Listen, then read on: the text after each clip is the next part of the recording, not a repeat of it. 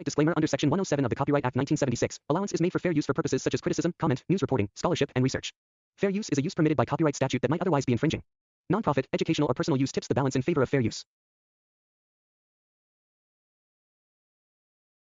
गरीब भाई की अमीर बहन। किशोर और पिद्दी दो भाई बहन थे। पिद्दी बहुत खर्चीले स्वभाव की थी। वो जितना कमाती अपने ऐशो आराम में पैसे उड़ा दिया करती। लेकिन किशोर समझदार था, घर को साथ लेकर चलना जानता था। अपनी बहन के जितना कमाता तो नहीं था, लेकिन फिर भी वो किसी तरह घर का खर्च चला लेता था। एक दिन पिद्दी किशोर से कहती है, किशोर, तुम थोड़ा ज्यादा क्यों नहीं कमाते? मेरे दोस्त रोज मेरा मजाक उड़ाते हैं। अरे बहन, मैं कोशिश तो कर रहा हूँ। अच्छा सुनो, अगले महीने रक्षाबंधन है, मुझे सोने का हार चाहिए, इससे कम कुछ भी ना लूंगी। अरे दिला दूंगा बहन। किशोर को पूरी रात नींद नहीं आती। उसके दिमाग में बस ये चल रहा था कि उसकी माली हालत इतनी बिगड़ चुकी है, अब वो सोने का हार कहाँ से लाएगा।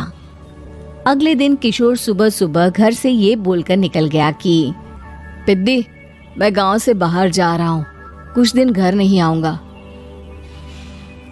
किशोर ने अपने काम के साथ साथ फेरी में कपड़े बेचने भी शुरू कर दिए, जिससे वो ज्यादा से ज्यादा पैसे कमा सके। रात में वो एक बिल्डिंग की चौकीदारी भी करने लगा।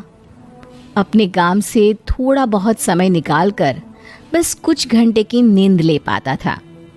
और कब वो कुछ दिन एक महीने में बदल गए और रक्षाबंधन भी आ गया, पता ही नहीं चला।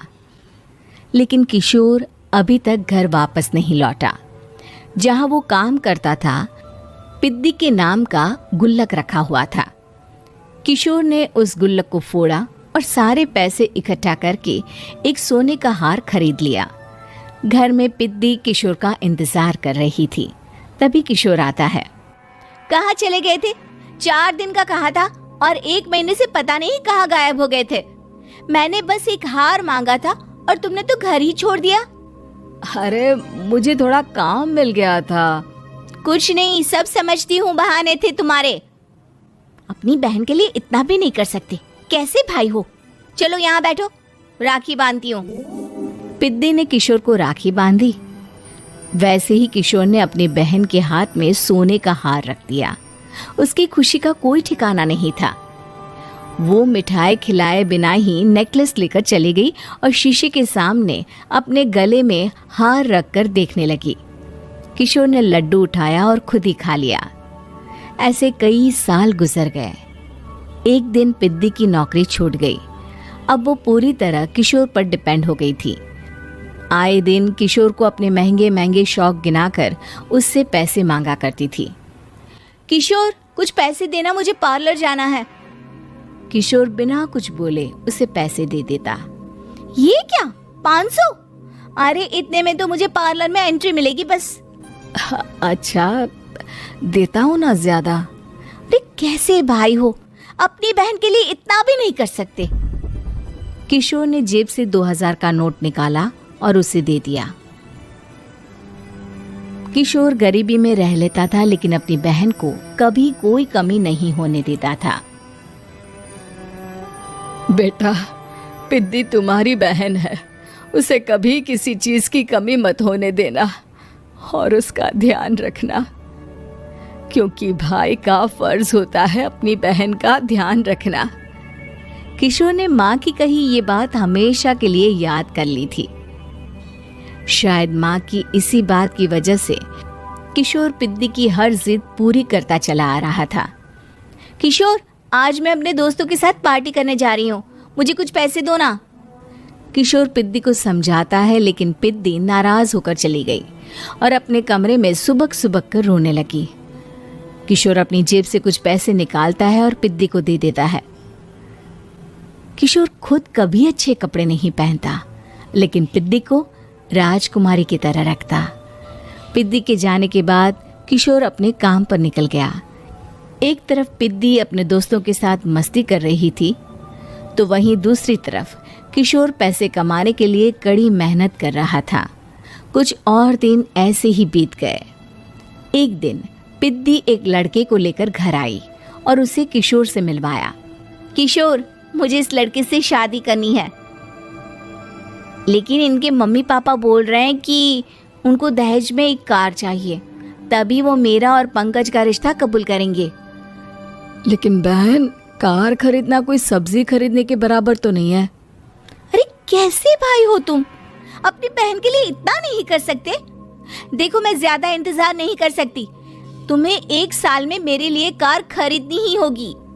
अच्छा पंकज, एक काम करो, कल तुम अपने माता पिता को घर बुला लो, मैं उनसे तुम्हारे और पिद्दी के रिश्ते की बात कर लेता हूँ। अगले दिन किशोर के छोटे से घर में पंकज और उसके माता पिता आते हैं। बेटा, तुम्हारी बहन ने हमारी शर्त तो बता ही दी होगी। जी बेटा, तुम तो इतने छोटे घर में रहते हो, दहेज कहाँ से लाओगे? मैं अपनी बहन की खुशी के लिए सब कुछ कर सकता हूँ। पंकज और पिद्दी का रिश्ता तय हो जाता है।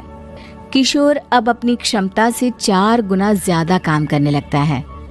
सुबह सबके घरों में न्यूज़पेपर फेंकता, दिन में मजदूरी करता और रात में चौकीदारी करता। खूब मेहनत करके किशोर ने अपनी बहन की शादी के लिए पैसे जुटा लिए। उसने अपनी बहन के लिए कार खरीद ली। जब वो पिद्दी के ससुराल वालों से मिलने गया तो उन्होंने किशोर से और पैसों की मांग की। इस बार किशोर हार चुका था। पिद्दी माफ करना, मैं तुम्हारी शादी उस लड़के से नहीं कर सकता। वो लालची लोग हैं, उन्हें सिर्फ पैसों से मतलब है। देखो किशोर, मैं पंकज से ही शादी करूंगी। क्योंकि पिद्दी ने तो किशोर की बात न मानने की जैसे कसम खा रखी थी। किशोर ने पंकज को घर बुलाया। पंकज, तुम अपने माता पिता को समझाते क्यों नहीं हो? भैया, वो हमारी शादी के लिए मान गए, मेरे लिए तो यही बहुत बड़ी बात है। हम एक काम कर सकते हैं, दहेज की रकम में से कुछ पैसे मैं आपको दे देता हूँ। अरे लेकिन समाज वाले क्या कहेंगे? अरे जब दुनिया को पता चलेगा तब ना। अच्छा, कुछ पैसे मैं अपने मालिक से कर्ज में ले लेता हूँ। कुछ पैसे पंकज देता है, कुछ वो कर्जा लेता है और अपनी उम्र भर की कमाई वो अपनी बहन की शादी में लगा देता है। आखिर में पंकज और पिद्दी की शादी हो जाती है। पिद्दी की विदाई के बाद किशोर बिल्कुल अकेला पड़ जाता है। अब उसका कमाने में भी मन नहीं लगता। उधारी वाले रोज घर में आकर बैठ जाते हैं। अरे किशोर, अब तो पिद्दी की शादी को 5 साल हो गए, अब तो हमारा पैसा लौटा दो। चाचा, पिद्दी के जाने के बाद किसी भी काम में मन नहीं लगता। अरे तो हमारा पैसा कैसे वापस मिलेगा? जी, कुछ करता हूँ मैं। किशोर के ऊपर बहुत सा कर्जा चढ़ गया था, इसलिए उसने तय किया कि वो ये घर बेचकर सबके पैसे लौटा देगा। अगली सुबह शहर के किसी साहूकार को उसने अपना घर बेच दिया और सबके पैसे लौटा के वो गांव छोड़कर चला गया। पिद्दी ने शादी के बाद कभी अपने भाई का हाल तक नहीं पूछा। किशोर को फर्क नहीं पड़ता था, बस ससुराल में उसकी बहन खुश है ये जानकर उसे खुद की खुशी मिलती थी और ये सोचकर कि उसने माँ से किया हुआ वादा पूरा कर दिया। उम्मीद है कि आपको हमारी ये कहानी पसंद आई होगी। कृपया हमारे चैनल को सब्सक्राइब करें और सभी अपडेट्स के लिए बेल आइकन जरूर क्लिक करें और हाँ, वीडियो लाइक और शेयर करना मत भूलिएगा। Bye bye.